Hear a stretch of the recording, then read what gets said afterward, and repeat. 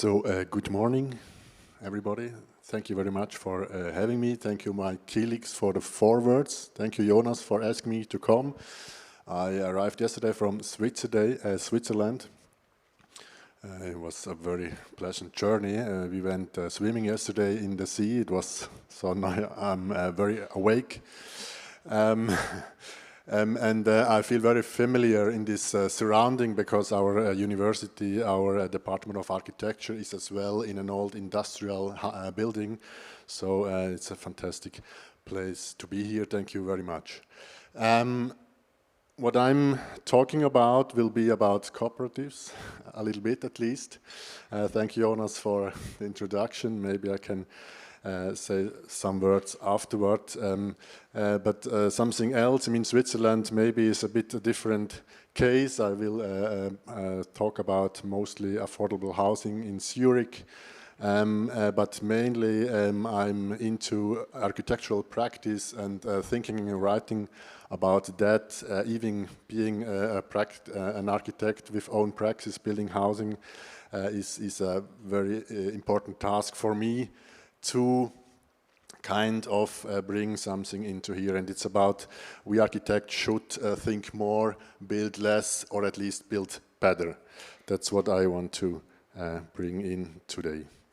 So the first question, which is very important for me, is who should have the right to live in a city, which is not that clear at the moment. I think in the most cities, most international cities, this is a task. Not everyone is anymore able to live in because it's not anymore affordable for everyone. And that we have to think about as architects as well. So this is an example in Zurich, just newly built by Herzog Demeron, and you see up there is the price for a 2.5 room, 76 square meters, 3,150 Swiss francs. This is about 3,300 francs, which would mean that you have to have an income of 9,000 and plus Swiss francs, 10,000 euros a month, and as a normal architect you would not be able to afford this even with a Swiss salary. But this is things that happen in Zurich, the most dense housing as Herzog Demeron says. Or the next example is just a new tower, that's almost the same price for a 2.5 room, and you see the tower by Pool Architects, and you already see here the demolished older houses will be replaced by new housing as well. This is just in my surrounding, in my neighborhood where I live, what is going to happen. And for a family, the costs are about 5,000 euro a month for just 4 rooms to live in. For a family, that means at least double income and better no kids. So maybe a short history of non-affordable housing in Zurich. Why does it come? One is we see here the people living in Zurich in 1960, the highest amount of people, and now we have the same amount of people living in Zurich. So there was an increase and growing of people coming, but in the same time we have 90,000 new apartments which were newly built. So same amount of people, but almost double amount of housing in Zurich. That means there is more space for less people.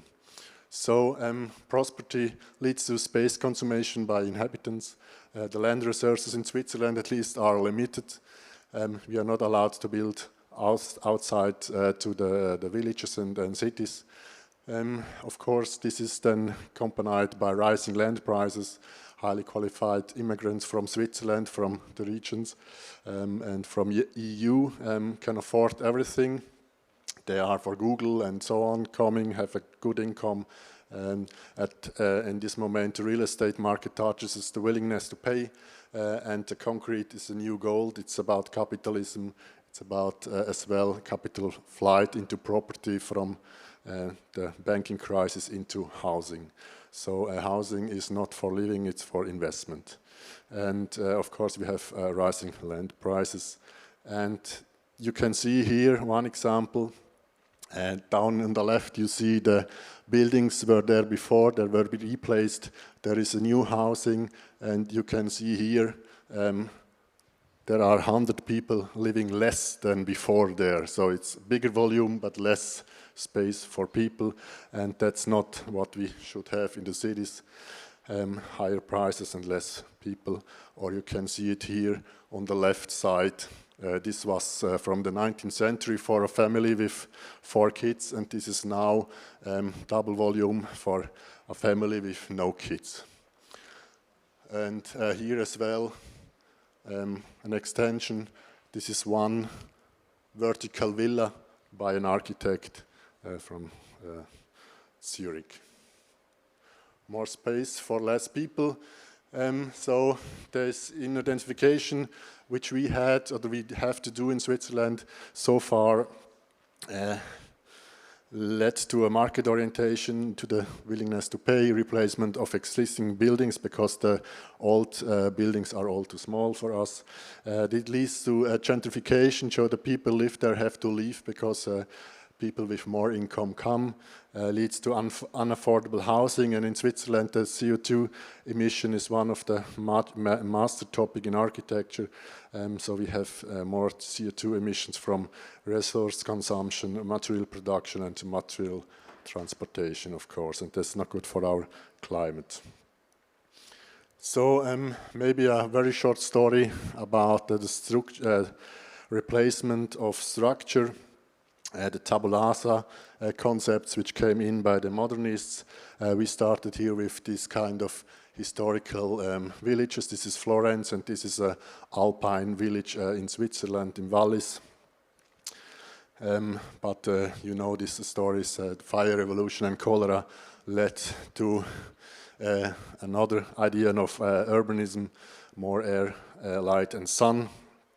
So you know all these plans by Haussmann in Paris, where he demolished the housing to have more space and light and straight streets for the cannons of the military to resolve the revolutions. And the modernization came into with mobilization and prosperity, so the 20th century was even with more air and more light and sun, and you might know this kind of example in the middle of Paris. It was not built because he would have demolished half of Paris with, and to restructure it with his own ideas of urbanism by Le Corbusier. This was not realized, but these were the ideas very much influencing our generations of architects. So, and the 21st century then was mainly a replacement of industrial areas or inner peripheries for the ideal city, at least what the architects think is ideal. Left you have a proportion by Swiss architects from 2012. Zurich needs space for about 80,000 people the next 10 years, so this was the idea to just build it on agricultural land. And here you have kind of the example of Seestadt Aspern, close to Vienna, this kind of test tube societies, test tube cities, ideal cities idea. It always has to have a circle, I don't know why, but this is something for architects. It's top down, it's mostly called smart or sustainable because of other lacks of content. And it builds up these homogeneous milieus. And we have this as well in Switzerland. This was an industrial area which was replaced by this kind of housing, dense housing, ideal city idea. This word of zombie urbanism is not coming from myself. It was somewhere from Finland or Sweden, interesting word, but it fits very well in this kind of over-determined urban design, where everything is clear, where you have to go, where you have to sit, where you have to walk, where you have to play, and so on. And this is gives no space for appropriation, there is no history, it's unrooted, it's highly controlled, and there you will not have an urban life, because in this case it's inanimated. As well here, this idea of the 19th century, the ideal block for the ideal city and the ideal urbanity is not going to work. We did a research about these kind of spaces, which are mainly the people are coming at 8 to work and they leave at 5 to go home, and during the rest of the time it's empty, no urban life. And this is this kind of failure in architecture and urban design to reproduce ideal city and structure and space does not automatically lead to urban life and absolutely not to affordable housing. I mean, this is clearly an investment case. So then coming to the almost affordable housing in Switzerland, now we are coming to the collaboratives, to the cooperations.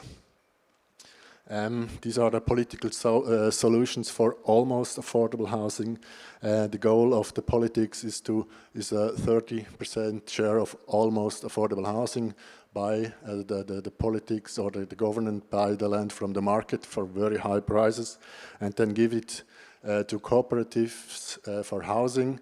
These are private organizations investing for housing without capital return. That's the easy formulation. It's a private group of people looking that they can afford houses, and or the municipal is building their own housing, so the public owned housing is the second opinion. But you can see here, this is a settlement from the 60s, which is now under construction, but as well here, that's why it's almost affordable. Of course, the architects turn it down and build it new, and this is too expensive for affordable housing. You can see here, this is municipal housing, a new project here, just next to the river. This here is very expensive housing. It looks almost the same, but this is an investment case, and this is cooperative. As well, this here, this is a new housing cooperative for almost affordable housing. This is from the 70s, as well a social housing project, one of the densest in Zurich. Another cooperative housing here.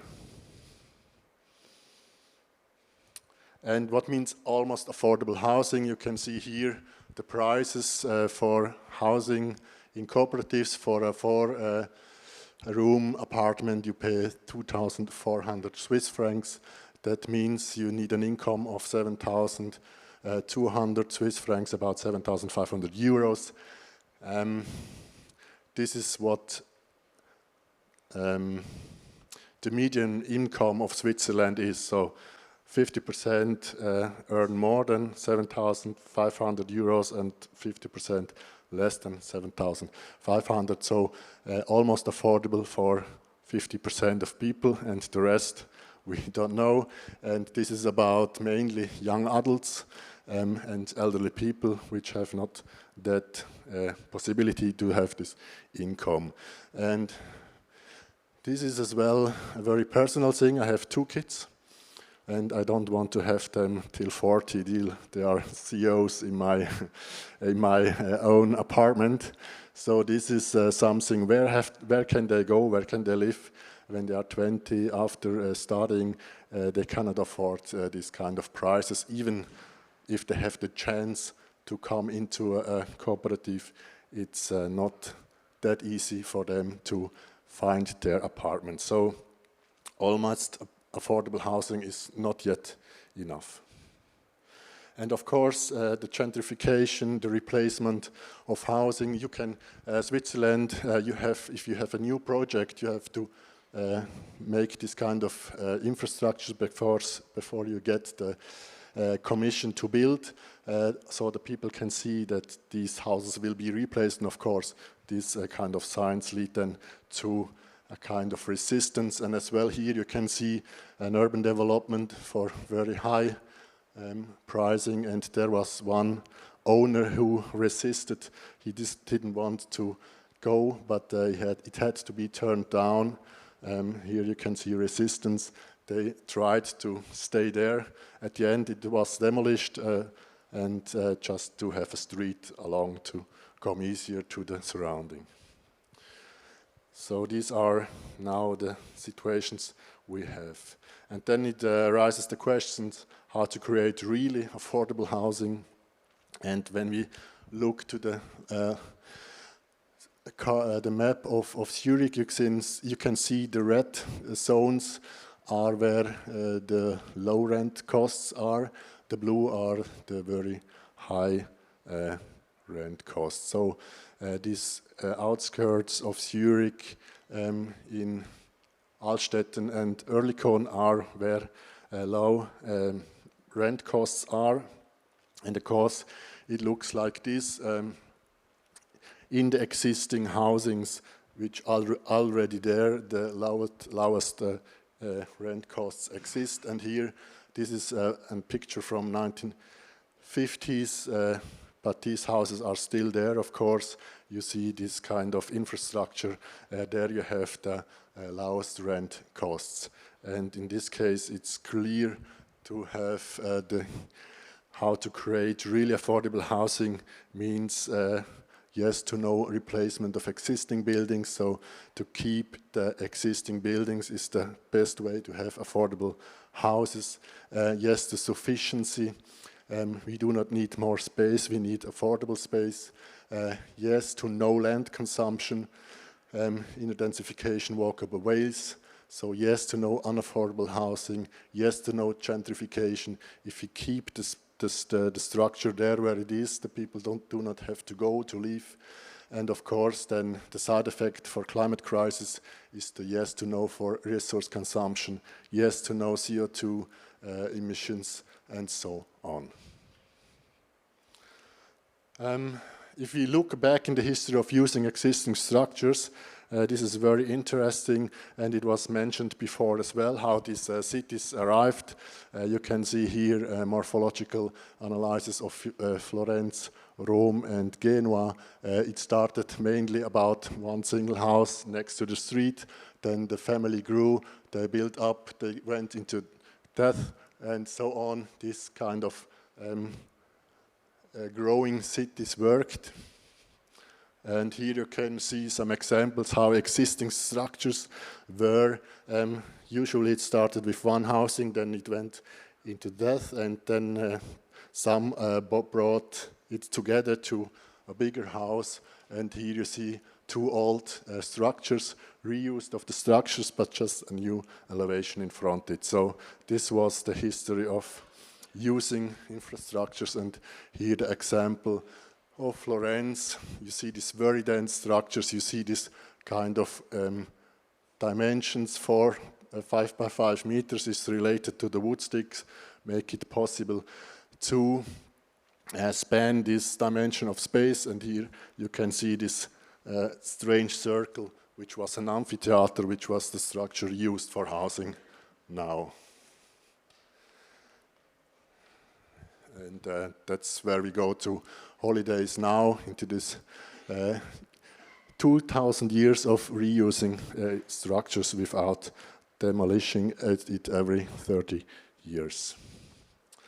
So the history of the city and the history of the architectural praxis is a history of working with what is already there. And it's not what is in the history of urbanism always tells, or starts in the 19th century, where the big ideas of architects came into mind. But this is only a 200-year story of tabula rasa. But the history of architecture and urban design is a history of continuing to build on what is already there. And we shouldn't forget about this. Our job really is to use space, reuse space, and not to demolish it every 30 years. To come to the value of existing structures, here the example, you might know Aldo Rossi, Architettura della Città, which is a morphological analysis, and you have here in Lucca the same situation like in Florence before. You see this circle, this was an amphitheater before, and then it was slowly transformed into housing, and now of course in a touristic infrastructure. And the short text of Aldo Rossi is structures that remain thousands of years because they are used, influence entire generations of inhabitants. And we saw this cover already, the image of the city. You can see here what people, the mental maps of people, what they recognize when they speak about their city are exactly these permanent structures which remained over hundreds of years, and the recognition of space helps for orientation and, even more important, identification of people themselves with their city. And this you can use in urban design. This was the idea, or let's say what has lasted for 1,000 years will last for another 1,000 years. This is an urban design. You can see here this sprawl city next to Lausanne. Lausanne in Switzerland is here, and this is just 9 communities in a mess of whatever, sprawl.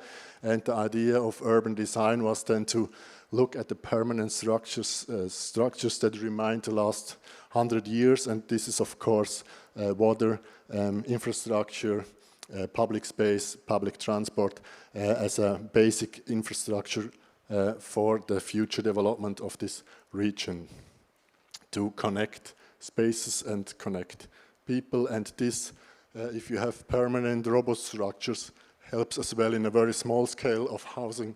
If you have a good concrete structure, then you can let the people appropriate the spaces. This is one of the cooperative Zollhaus we saw before, which they have these Hallenwohnen, living in halls, where they can build their own environments, appropriation of space. And if the structure is robust enough, it enables changing lifestyles without constantly demolishing everywhere. So it's a plaidoyer for non-overdeterminating housing, to let people use it and let it use for generations of 100 and even 200 years. So our task of architects is to build structures that remain for next 200 years, but enable people to appropriate. So think more, design less. Architects, landscape architects, urban planners have to think more about the value of existing durable permanent spatial structures ready for appropriations without knowing what, when, and if it will happen, so no overdetermination. In this as well, this idea of circular economy, refuse, reduce, rethink, reuse in the main mental load of the architectural practice. Just a few examples of intensification with existing structures for really affordable housing and without gentrification and destroying identities, ideally. Renovate whilst occupied. This is an example of housing next to Zurich, the Telly, a very famous infrastructure, housing infrastructure, and very important infrastructure as well. So you might know this kind of building system with these elements from the 70s. And this was just the idea to renovate it. People stayed in there while they renovated, and they just added new insulation and a slightly bigger balcony. So they took this part away and made it wider to just have a summer room extra, but important was it was just more or less painting renovation. And you can see here this is finished and they are still doing the work there, but the people stayed in there, they did not have to leave, they could stay in their known surrounding without losing their identities and communities.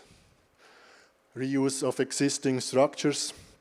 This is a bit a Swiss topic because we have a lot of empty office buildings and what to do.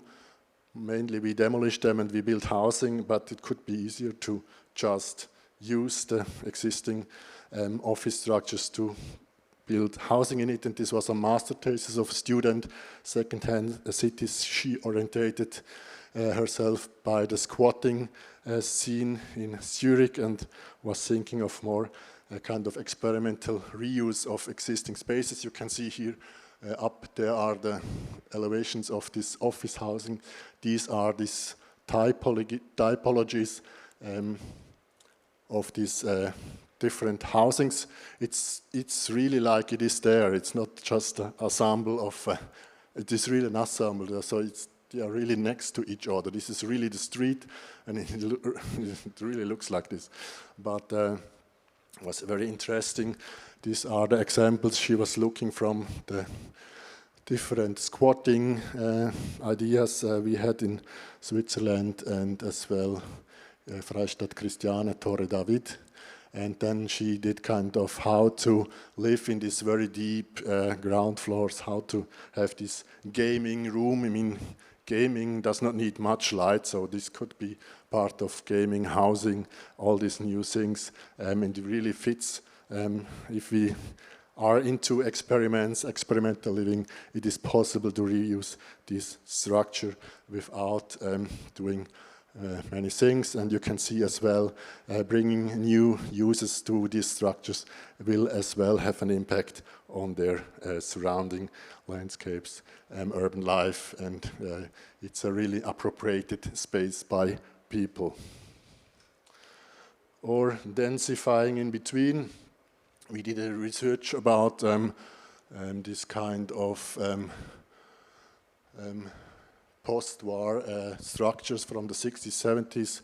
You can see here this kind of morphologies of these settlements, how to densify them without destroying. So this student just was thinking about the rules of the idea of the structure of the 60s, and he just added in this idea some parts with smaller apartments that the elderly people who live in a 4.5 room apartment, 1 or 2 people can move into the smaller, that the families can move into the kind of bigger apartment. So we have the possibility for the elderly people to remove within the quarter, and we had the possibility to bring new families in, so we had more people in less space.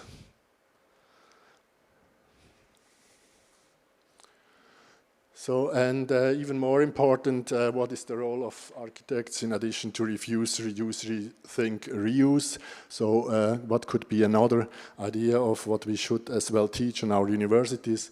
And this is not what we should, in between we should do that, to have some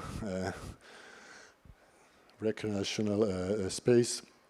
But this is a young group who is thinking about rethinking urban design. This is a parking area where they did a roof party, and this is the starting picture where they kind of appropriated this space, rethink existing spaces, what can we do with this? And this young group is very political.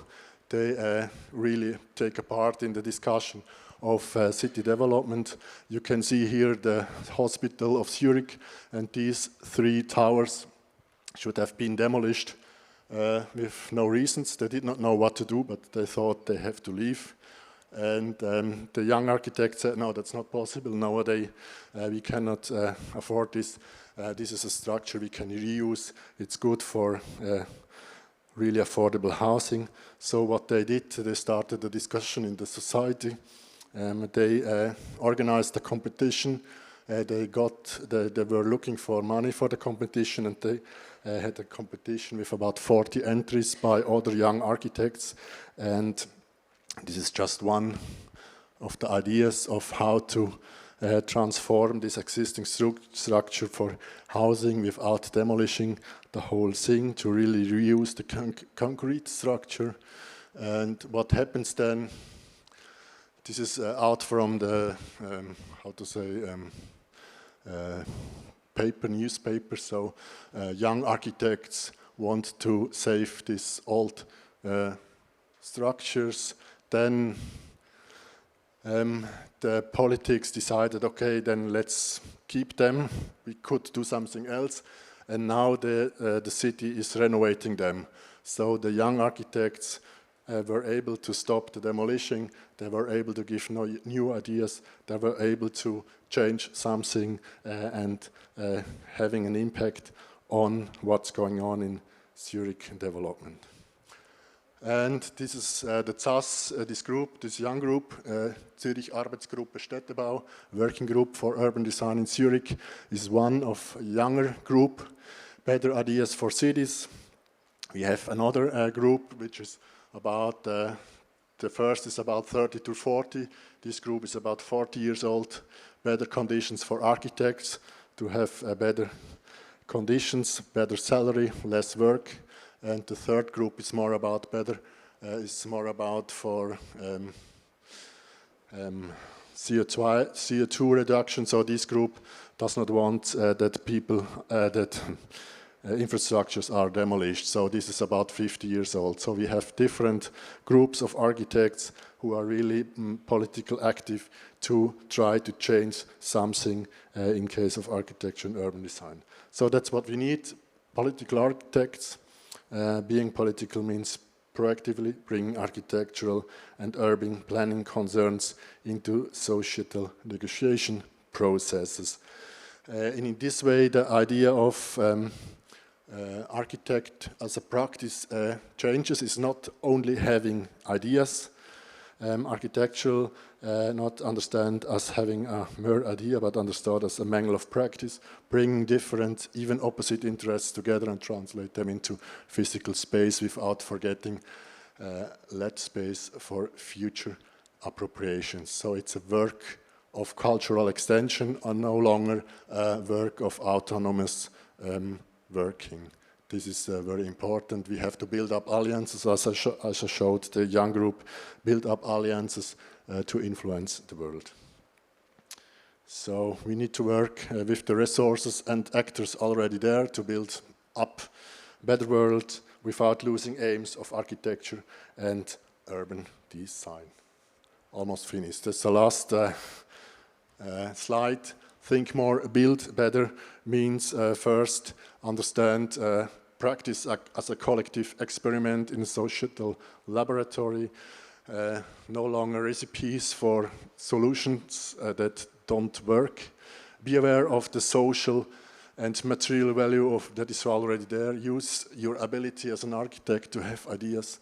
Build up alliances for the ideas. Keep at it, but have fun as well. And this is a learning, being already 50 years old, don't waste your energy with the ones who don't want to change anything. So thank you much for listening to me. Thank you.